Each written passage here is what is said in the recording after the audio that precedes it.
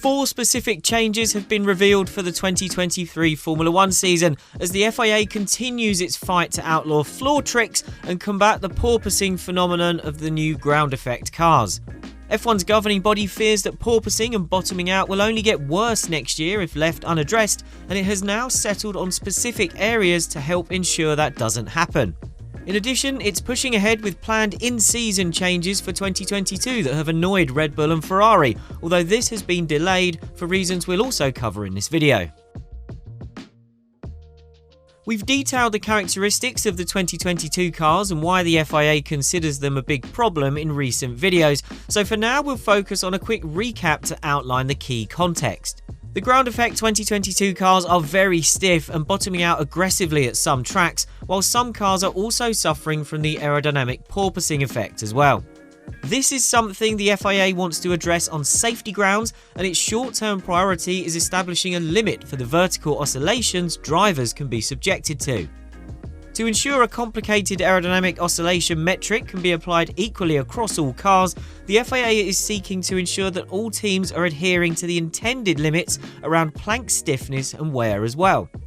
These things go hand in hand, and a technical directive governing both will be implemented from the Belgian Grand Prix after the summer break.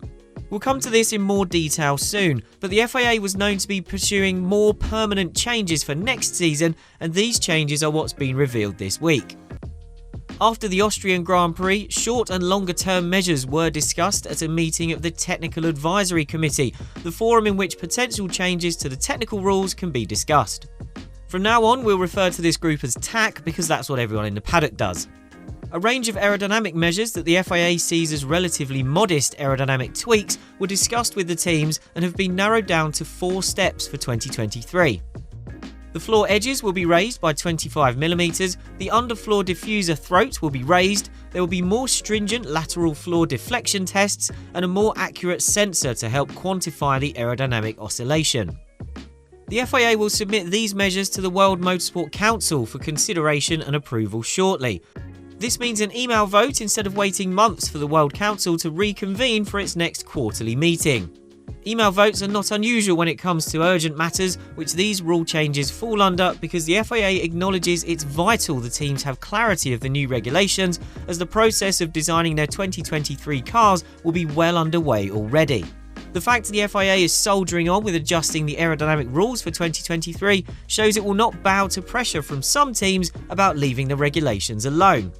The reason why is that the FIA suspects that development of the cars for 2023 will produce more downforce and lead to more cars being run even lower, leading to a worsening of the effect that the FIA is trying to stamp out. Those that are against the interference, most prominently Red Bull, have argued that the FIA does not need to act because porpoising is becoming less of an issue as the season develops. It's certainly not been anything like as severe as it was at the Azerbaijan Grand Prix, where concerns about driver health and safety reached their peak. But the FIA says that while this has been seemingly reduced in the last few races, they took place at circuits where the effect is expected to be lower than normal. If unaddressed, the problem is expected to reappear in future races. So at the TAC meeting, the FIA reaffirmed that the technical directive will be implemented at Spa to stiffen plank skids and provide a clarification on how their wear will be measured, as well as enforcing the new aerodynamic oscillation metric. Teams will be able to use the metric as of the French Grand Prix to understand the full implications it may have on their car's setup, as anyone who breaches the metric can be disqualified from Spa onwards. And since our last video on this topic highlighting the floor trick, we've learned a lot more about why exactly that is and what the FIA is changing in season. In the FIA's analysis of each team's planks and skid blocks in recent weeks, the governing body has discovered significant deformations beyond what the technical regulations were intended to allow.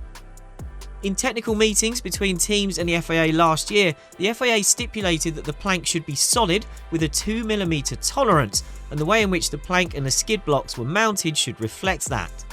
There's also a minimum plank thickness of 9mm permitted due to wear. But the regulations did not include the specific wording of that original guidance, and some teams, certainly Ferrari and Red Bull, have effectively engineered in non-uniform stiffness in the plank and the skid blocks. The FIA believes this is being done deliberately to circumvent the intention of the technical regulations and allows significantly lower ride heights without wearing the plank as aggressively, leading to an indirect aerodynamic gain. Although the exact proposals have not been officially communicated, we've learned that the FIA intends to more strictly police the allowable central floor flexibility, skid deflection, and skid wear measurement. It also intends to introduce changes to the regulations to ensure the stiffness 15mm around the periphery of the holes is uniform. The amount of skid block material teams are allowed to use will either be increased to ensure additional skid material is placed around the 3 reference holes in the plank, or teams may be forced to remove skids from other areas of the plank in order to stiffen the area around the reference holes. So this is the exact effect of trick floor designs the FIA is trying to outlaw in the short term to ensure teams do not have an unfair advantage in how they are protecting their planks and influencing the crucial performance of the floor. Unsurprisingly, Ferrari and Red Bull disagree with the proposed in-season rule changes to address this, especially the unilateral ones from the FIA that avoid the usual governance process. Technically, an in-season rule change requires a so-called supermajority of 8 teams to vote in favour. However, the FIA can force through changes if they relate to safety issues, and the governing body has lent heavily on the potential safety concerns associated with porpoising and bottoming out. It has told teams that excessive oscillations or high levels of grounding may be deemed to be of a dangerous construction, so it's clear which argument the FIA is using to support this. But the most observant among you will have noticed we're now talking about the in-season changes coming into effect from the Belgian Grand Prix, not the next race in France as originally intended. In a meeting of the F1 Commission during the Austrian Grand Prix weekend, the FIA received feedback from teams and has decided that the implementation of its technical directive should be delayed. This is to give teams enough time to make the necessary changes to the plank and skid assemblies. For those of you who don't live by the F1 calendar, teams now have 2 extra races in which they can run existing designs even if they don't conform exactly to the requirements of the technical directive. They also have almost 2 months to make adjustments before the technical directive comes into effect, although it's worth pointing out that does include the mandatory 2-week summer shutdown. So if the FIA has such great safety concerns and such a strong argument to clamp down on any flexing floor tricks, why the delay? Well, the FIA has privately admitted that it didn't pay sufficient attention to the underside of the car and how it may flex when it hits bumps. So it has only now discovered that teams have applied different solutions and in response is trying to formulate some things that have been said in various technical meetings but clearly failed to be explicitly put in the rules. In blunt terms, this is the FIA trying to rectify a prior mistake, and that's ultimately why it's being flexible over implementing the in-season changes. It doesn't believe anyone is cheating because it admits that these trick solutions are permitted based on the rules as they were written, no matter how clear the original intentions for the rules may have been in past TAC meetings. And there's another reason the FIA is willing to kick back a clampdown it thinks is so important, which takes us back to the beginning of this video. The in-season 2022 changes are partly just a sticking plaster to cover an oversight in the rules.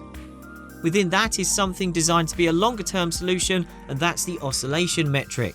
But that needs other changes in order to be as effective as the FIA hopes, which is why F1 has come up with more new rules in 2023 as well.